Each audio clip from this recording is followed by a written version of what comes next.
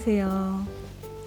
GC 녹십자 임상개발 유닛에서 근무하고 있는 강혜림이라고 해요. 저는 중학교 1학년 김우찬이라고 합니다. 오늘 어떤 주제에 대해서 얘기 나누는지 알고 있나요? 약을 어떻게 개발하는지 들으러 왔어요. 혹시 뉴스나 신문에서 알츠하이머에 대한 신약이 드디어 개발이 되었다, 혹은 어떤 난치병에 대해서 오랜 연구 개발 끝에 신약이 승인되었다, 이런 얘기를 들어본 적 있나요? 네, 들어본 적 있는 것 같아요. 이런 소식들이 뉴스에서 크게 전해지는 이유는 약의 개발에 있어서 성공률이 높지 않고 또 많은 시간과 노력이 들기 때문인데요. 오늘 이 약물 개발에 대해서 제가 한번 설명드려 보도록 할게요.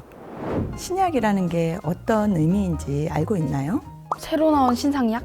맞나요? 맞추셨고요. 말 그대로 신약은 새로운 약을 의미해요. 새로운 약이라고 하는 것은 기존의 약물을 단순히 조금 변형한 게 아니라 새로운 물질이나 획기적인 기술을 적용한 물질로 기존 치료법의 한계를 극복하고 더 좋은 치료법을 제공할 수 있는 그런 의약품을 이야기해요. 그래서 우리나라 약사법에 따르면 화학 구조나 본질의 조성이 전혀 새로운 신물질 의약품 또는 그 신물질을 함유하고 있는 복합제제로 정리를 하고 있어요. 그래서 이러한 신약은 어떻게 만드는지에 따라서 또 분류를 할 수가 있는데요. 화학 합성으로 인해서 만들어지는 합성 의약품이 있고, 사람이나 동물의 단백질 혹은 유전자를 이용해서 만드는 바이오 의약품, 식물, 동물, 광물 등에서 얻은 천연 물질을 이용한 천연물 신약이 있어요. 신약의 가치를 표현하는 언어로 first in class 혹은 best in class라는 말들을 사용하고 있는데요. first in class의 경우에는 동종의 계열의 약물에서 처음 치료제가 나오는 경우를 의미하고, best in class는 비슷한 약이 있지만 그 중에서 가장 효력이 좋은 것을 추구한다는 의미예요. 신약에 대한 뜻을 법으로 정했는데 그런 이유가 궁금해요. 신약을 승인해주는 주체가 정부이기 때문이에요. 신물질을 국민들에게 안전하게 사용하기 위해 각 나라들은 신약 개발에 필요한 여러 가지 요건들을 법으로 정해두고 있어요. 그리고 신약을 개발하는 제약회사들은 이러한 규정에 따라 약물 개발을 진행해야 해요. 개발 약물의 안전성, 유효성, 품질을 철저히 검증하기 위한 기준이 되는 거예요. 약물 개발의 단계를 크게 나누어 보면 신물질을 찾는 디스커버리 단계, 또 새로운 약물 후보 물질을 사람에게 적용하기 전에 동물에서 확인해보는 비임상 단계, 그리고 사람에게 약물이 안전하게 사용될 수 있는지, 효과가 있는지를 알아보는 임상 단계, 그 데이터를 모아서 규제기관에 제출을 하게 되는 허가 단계로 나누어지게 돼요.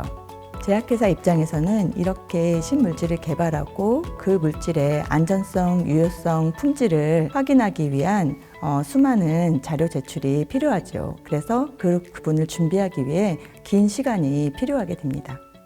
그러면 어느 단계에서 가장 시간이 많이 걸리나요? 보통 약물 개발의 특성에 따라서 조금씩 다르기는 하지만 일반적으로는 임상 개발 단계에서 가장 비용과 시간이 많이 들고 있어요. 그래서 최근 조사 결과에 따르면 해외의 대형 제약사들이 한 개의 신약을 개발하기 위해서 보통 10년에서 15년의 시간이 들고, 돈으로는 2조에서 3조의 금액이 든다고 합니다. 신약 하나를 개발하는 데 드는 비용과 시간이 어마어마하죠?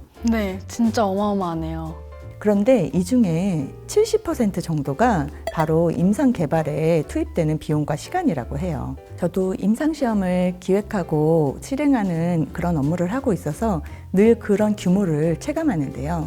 하나의 임상시험을 시행하기까지 적게는 1년, 많게는 수년이 걸리고 비용도 수십억 원에서 수백억 원에 이르게 그렇게 큰 비용이 들고 있어요. 그래서 신약 개발을 위해 요구되는 임상시험의 종류는 크게 세 가지가 있는데요. 먼저 일상시험에서는 이 신물질을 인체에 사용해도 무해한지, 안전성이 확보되었는지를 보기 위한 임상시험이라고 볼 수 있고요. 이상 임상시험에서는 이 물질이 약효를 가졌는지를 알아보는 단계를 거치게 됩니다. 그래서 어떤 용량이 또 더 적절한지를 확인하게 되고요. 3상 임상시험은 확증적 임상시험이라고 부르는데, 확증적 임상시험은 말 그대로 약으로서 사용될 수 있는지 안전성과 유효성을 확인하는 그런 임상시험 단계라고 보시면 되겠습니다. 통계적으로 의약품의 안전성과 유효성을 입증하여야지만 그 자료를 규제기관에 제출하고 이를 기반으로 신약 승인을 받게 됩니다. 우리나라에도 신약이 많이 나오나요? 우리나라에도 여러 신약이 승인이 되어 있고요. 1999년 첫 간암 치료제를 시작으로 해서 현재까지 총 39개의 신약 승인된 약물들이 있습니다.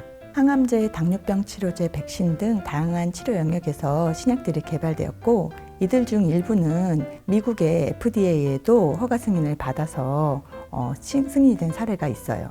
우리나라에도 많은 신약이 나오면 좋겠어요. 맞아요. 현재도 많은 제약회사들이 열정적으로 신약 개발을 하고 있기 때문에 앞으로도 많은 신약이 나올 거라고 생각해요. 하지만 앞서 설명드린 대로 한 개의 신약이 최종 승인되기까지는 굉장히 긴 시간과 많은 비용이 들기 때문에 어려움이 존재하는 것도 사실입니다. 듣다 보니 이 신약 개발이라는 게 정말 길고 어려운 일인 것 같아요. 최근에는 AI를 이용해서 초기에 물질을 찾는 디스커버리 단계를 수년이 걸릴 것을 단 몇 개월 만에 진행한 사례들도 있어요.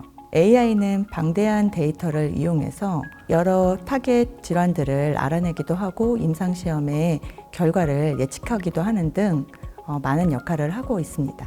또 약물 개발 중에 작성해야 되는 수많은 문서들을 빠르게 정리해서 시간을 단축해주는 역할도 하고 있고요. 이러한 것들이 도움이 돼서 약물 개발의 기간이 더욱 단축될 거라고 기대합니다. AI의 활용 외에도 최근 신약 개발에서의 변화가 있다면 어떤 것인가요? 많은 새로운 치료제들이 있지만 세포 유전자 치료제를 소개드리고 싶어요. 세포 유전자 치료제는 영문으로 셀 앤 진 세라피라고 표기하는데요. 질환으로 인해서 손상된 세포를 건강한 세포로 대체하거나 유전자를 교정하여 질병을 근본적으로 치료하는 혁신적인 의약품이에요. 단순히 체외에서 약물을 생성해서 체내로 넣어주는 것이 아닌 나의 세포의 상태에 맞춰서 세포를 교정하고 치료해주는 기존과는 전혀 다른 접근이고요. 이러한 개개인에 맞는 맞춤형 치료법들이 개발되고 있기 때문에 향후 수많은 난치병이나 희귀질환 영역에서 많은 도움이 될 것으로 기대되어요. 신약 개발에 대해 들어보니까 저도 나중에 참여해보고 싶은데 어떤 전공이 필요할까요? 신약 개발의 각 단계별로 정말 다양한 전공이 연결되어 있어요. 실험을 좋아하면 생명공학이나 생명과학, 분석적 사고가 강하면 화학이나 화학공학, 디지털 기술에 관심이 있다면 AI 융합이나 바이오 인포메틱스, 사람이나 생명에 관심이 있다면 의학이나 약학도 고려해보면 좋을 것 같아요. 오늘 신약 개발에 대해서 꽤 다양하게 이야기를 나누어 보았는데요. 혹시 내용이 어렵진 않았나요? 너무 쉽게 설명해 주셔서 이해가 쏙쏙 잘 됐어요. 너무 다행입니다.